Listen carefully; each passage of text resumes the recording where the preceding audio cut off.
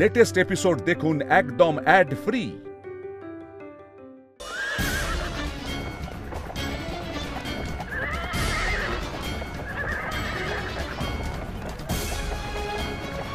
পাপী কংস, কোথায় নিয়ে যাচ্ছ আমাদের?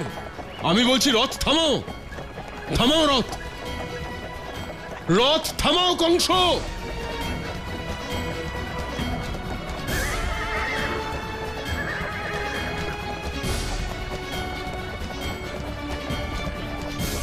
আমি বলছি রথ থামাও কংস, থামাও বলছি।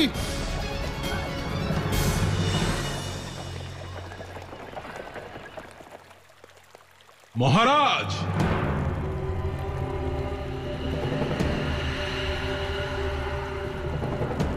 চিনতে পারছেন এই স্থান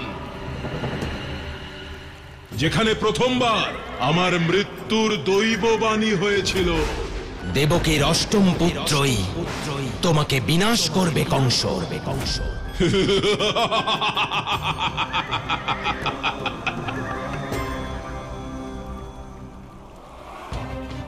বোন, কত ভালোবাসি আমি তোকে।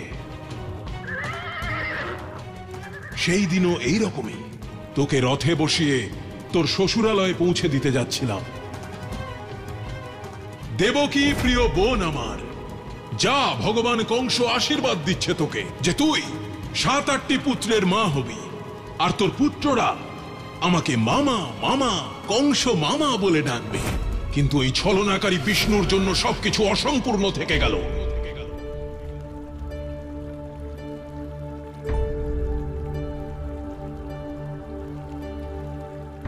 না তুই শ্বশুরালয়ে যেতে পারলি, আর না আমি তোকে পৌঁছে দিতে পারলাম। আমাদের ভুল বোঝাবার চেষ্টা করো না কংস, সত্যি কথা বলো। এবার তুমি আমাদের সঙ্গে কি ছলনা করতে চলেছ? ছলনা নয় মহারাজ, প্রায়শ্চিত্ত। সেদিন নিজের বোনকে তার শ্বশুরালয়ে পৌঁছে দিতে পারিনি, কিন্তু আজ ওকে ওর পুত্রের কাছে অবশ্যই পৌঁছে দেব। তাই আমি তোমাদের দুজনকে গোকুলে নিয়ে যাচ্ছি, তোমাদের অষ্টম পুত্রের সঙ্গে দেখা করাতে।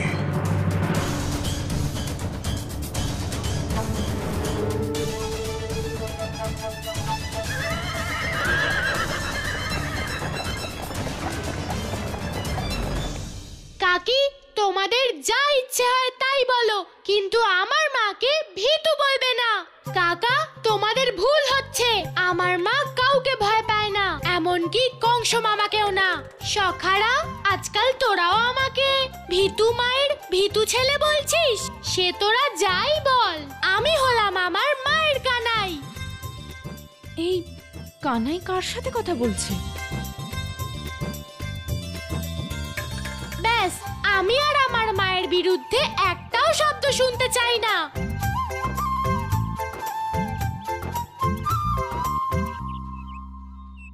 যদি আর কেউ আমার মাকে ভীতু বলে, তাহলে আমি এই অস্ত্র দিয়েই তাকে শাস্তি দেব। আমি আমার মা আর আমার শক্তির পরিচয় দেব। আরে আরে, কানাই, মা, তুমি এখানে?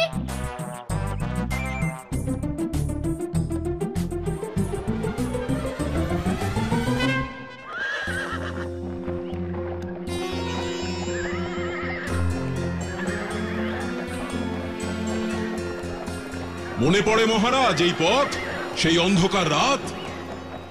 সদ্যজাত শিশু, দেখুন এই সেই পথ। এই পথ দিয়েই আপনি আপনার অষ্টম পুত্রকে গোকুলে নিয়ে গিয়েছিলেন। হ্যাঁ,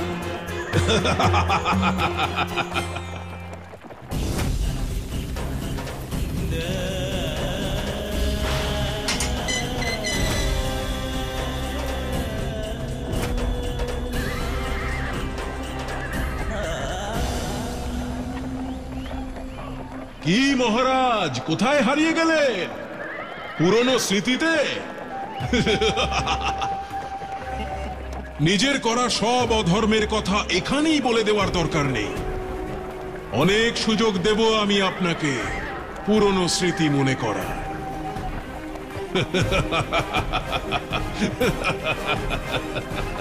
কানাই, কি হয়েছে তোর? এখানে তো কেউই নেই, কাকে শাস্তি দেওয়ার কথা বলছিস? এইসব গোকুলবাসীদের মা, যারা তোমাকে ভীতু আর আমাকে ভীতু মায়ের ভীতু কানাই বলছে। কার এত সাহস যে তোকে ভীতু বলে? আমার কানাই তো নিজের সাহস দিয়ে গোকুলের বড় বড় সমস্যার সমাধান করেছে। সেটা তো তুমি জানো মা, কিন্তু এই গোকুলবাসীরা তো সেটা দেখতে পাচ্ছে না। ওরা তো শুধু এটাই দেখছে যে তুমি অসুরদের ভয় পেয়ে তোমার কানাইকে গাভী চড়াতে যেতে দিচ্ছ না। মা, আমি জানি তুমি ভয় পাচ্ছ না, তুমি তো আমাকে ভালোবাসো। আমি জানি আমার জন্মের আগে তুমি সবাইকে বলতে আমার ছেলে কাউকে ভয় পাবে না, সে সাহসী হবে। যদি আমার ছেলে থাকতো তাহলে সে কাউকে ভয় পেত না। কিন্তু মা, গোকুলবাসীদের কে বোঝাবে? ওরা তো সুযোগ খোঁজে যশোদা আর তার কানাইকে লাঞ্ছনা করার।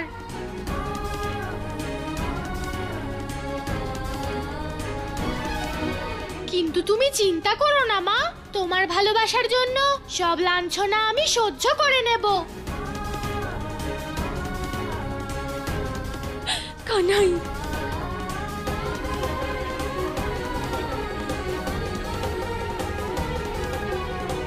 কানাই,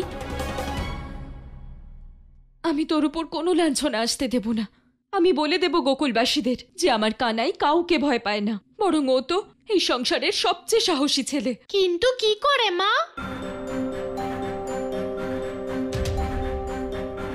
গোকুলবাসীরা কান খুলে শুনে রাখো, আমার কানাই কাউকে ভয় পায় না, আর ও গাভী চড়াতে নিশ্চয়ই যাবে। আমিও দেখবো ওকে কে আটকায়। সত্যি বলছো মা? আমি গাভী চড়াতে যেতে পারি মা?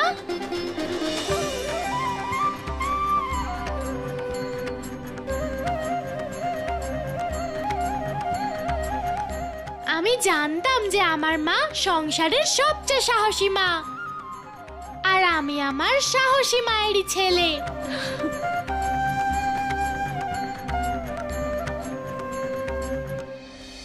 প্রথম যেদিন গাভী চড়াতে গেছিলাম সেদিন গোকুলে বকাসুর এসেছিল। আজ আবার দেখা যাক এই গোকুলে কে পদার্পণ করে।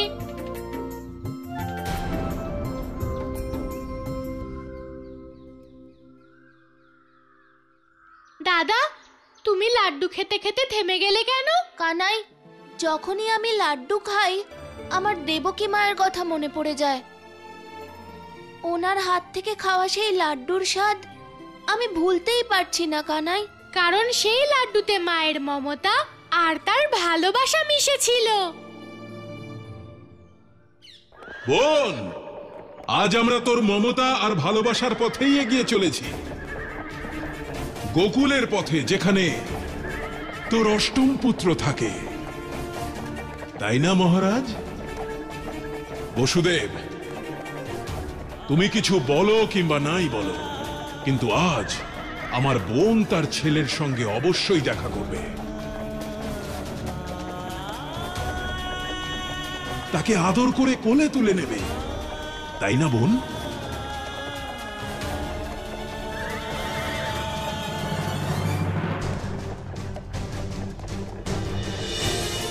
আজ দেবকীকে এরকম অন্যরকম লাগছে কেন?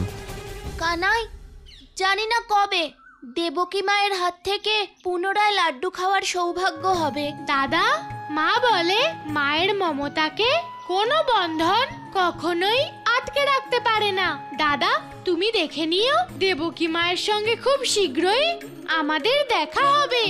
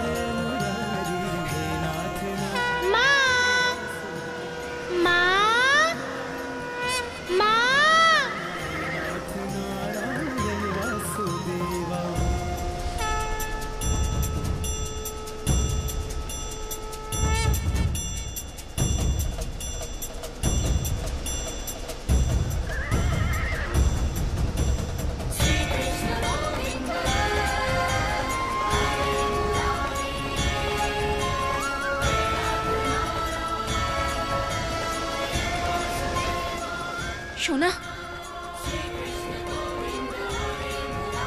মনে হলো কে যেন আমাকে ডাকছে।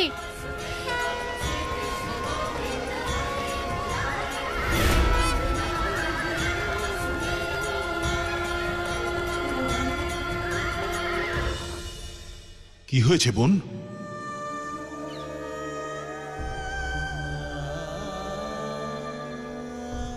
আমার মনে হলো যেন কেউ আমাকে ডাকছিল।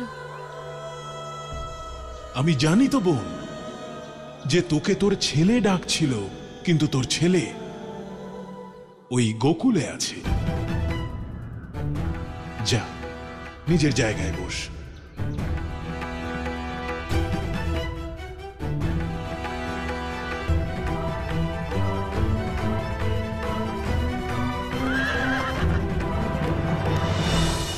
কানাই, সখা জীবক, মনে হচ্ছে আমায় কেউ ডাকছে। কেউ ডাকছে না তোকে কানাই, কুল গাছের কুল ডাকছে। চল ওগুলো পেরে খাই। চল সখা। গুরুদেব, যদি অক্রুর মহাশয়কে ছাড়া নিয়তি অপূর্ণ থাকে, যদি মস্তক ছিন্ন হওয়ার পরেও ওনার মধ্যে প্রাণ থাকে, তাহলে ওনাকে জীবিত করার কোনো উপায় তো নিশ্চয়ই থাকবে। দেবী, এখন কেবল একটি পথ আছে। যেভাবে প্রজাপতি দক্ষকে পুনর্জীবন দেওয়া হয়েছিল, সেই উপায়েই অক্রুর মহাশয়ের মস্তক দেহর সঙ্গে জুড়তে হবে। তাহলে গুরুদেব, আর দেরি কিসের জন্য? মহারানী, যে সমস্ত ঔষধ মানুষের জীবন দান করতে সক্ষম তা অত্যন্ত দুর্লভ। আমি সেই দুর্লভ ঔষধ শিষ্যদের আনতে বলেছি। সেই সমস্ত ঔষধ আসবার পরেই আমি ওনার শল্য চিকিৎসা শুরু করতে পারব।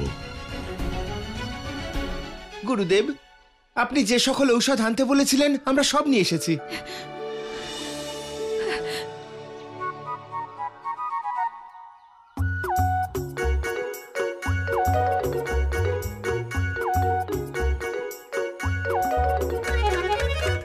সখারা, তোদের পিছনে কুল গাছ আছে আর আমার কাছে মাখন। তোরা আমার জন্য কুল আন, আমি মাখন নেব। কানাই, আমরা তোর সখা, তুই আমাদের থেকেও মাখনের মূল্য নিবি। সখা দাম, এটা মাখনের মূল্য নয়। কিছু পেতে পরিশ্রম করতে হয়। কারণ মা বলে কর্ম না করে কিচ্ছু নেওয়া উচিত নয়। কানাই, তুই কোন কর্ম করছিস? মাখন তো তোকে মা দিয়েছে। দাদা, সখাদের মধ্যে মাখন ভাগ করে দেওয়ার কর্ম তো করবই। যা সখারা, তাড়াতাড়ি মিষ্টি মিষ্টি কুল নিয়ে আয়। আমরা বুঝেছি কানাই, তুই একটু অপেক্ষা কর, আমরা এক্ষুনি কুল পেরে আনছি। চল সখারা। সেই গাভী মায়ের স্বর যেন আবার আমাকে ডাকছে। মনে হয় খুব কষ্টে আছে। আমাকে এক্ষুনি গিয়ে দেখতে হবে।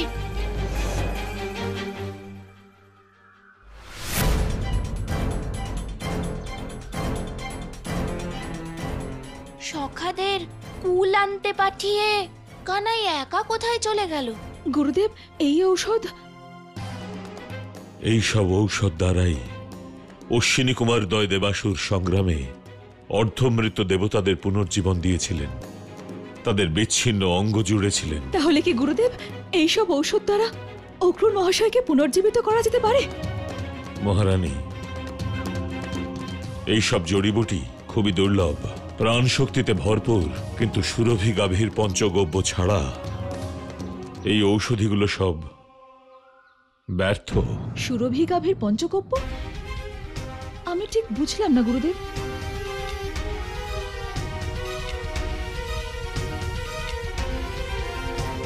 মহারানী, সুরভি গাভীর জন্ম অমৃতের গন্ধে হয়েছিল, সেজন্য তার পঞ্চগব্যের মধ্যে অমৃতের গুণ থাকে, আর তার ব্যবহারের দ্বারাই এনাকে পুনর্জীবন দেওয়া সম্ভব।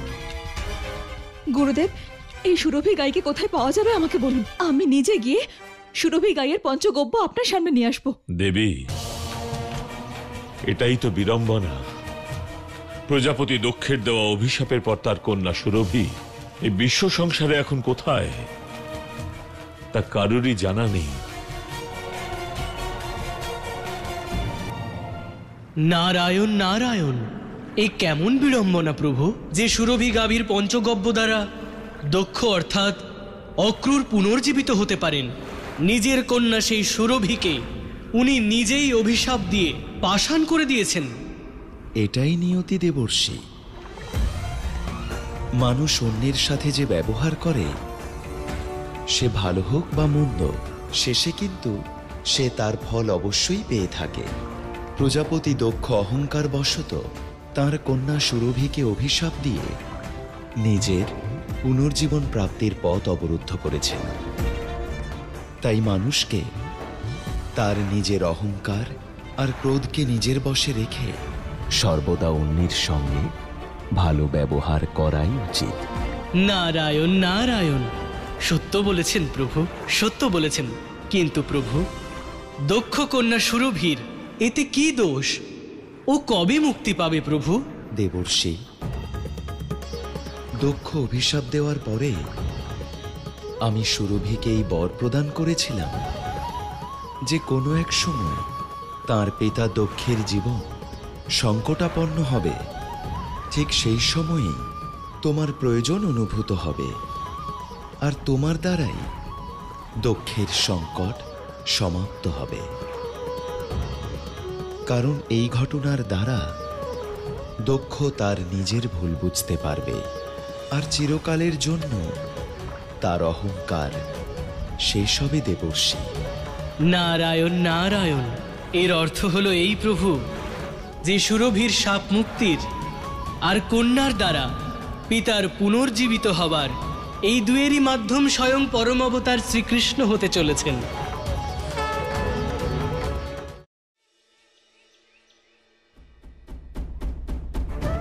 এই গাভী মূর্তি থেকে এমন করুণ ধ্বনি,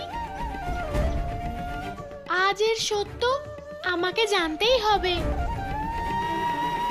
হে গাভী মা, আপনি চিন্তা করবেন না, আজ আপনার দুঃখ চিরকালের জন্য শেষ হয়ে যাবে।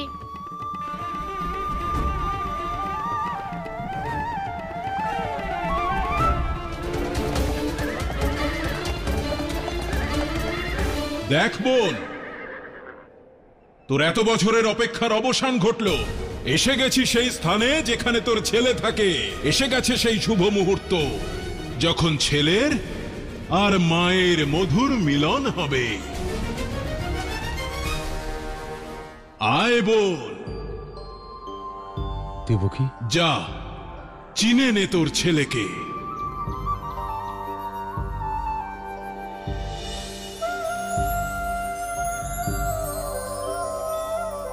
যাতে আমি আমার প্রিয় ভাগ্নেকে শূন্যে তুলে তুলে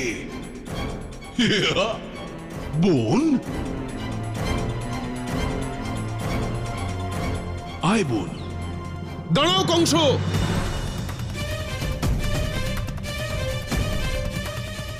নাও, দাঁড়িয়ে পড়লাম আমি। এবার আপনিও দাঁড়িয়ে যান মহারাজ, কারণ আপনাকে আমার কোনো প্রয়োজন নেই। আমার বোন নিজেই তার ছেলেকে খুঁজে নেবে, তাই না বোন? তুমি ভুল করছো কংস। দেবকী কখনো জানতেই চায়নি যে কে ওর সন্তান, কারণ ওর ভয় ছিল যে তুমি কখনো না কখনো এই সত্যিটা জানতে চাইবে, আর ঠিক এই কারণে ও নিজেই কখনো সত্যিটা জানতে চায়নি। আমার জন্য এটা জানা গুরুত্বপূর্ণ নয় যে আমার সন্তান কে আর কোথায় আছে। আমার জন্য এটুকুই যথেষ্ট যে সে জীবিত আছে। ভুল আমি নই বসুদেব, ভুল তুমি করছো দেবকীকে চিনতে। আমি এটা খুব ভালো করেই জানি যে দেবকী নিজের ছেলেকে চেনে না। কিন্তু বসুদেব, এটা সেই দেবকী নয় যে দেবকী তোমার স্ত্রী। এটা তুমি কি বলছো কংস? দেবকী আমার স্ত্রী। ও তোমার স্ত্রী ছিল, এখন কেবল ভগবান কংসের বোন যে শুধু তার ছেলেকে চায়, ব্যাস। এটা শুধুমাত্র দেবকীর প্রতিরূপ।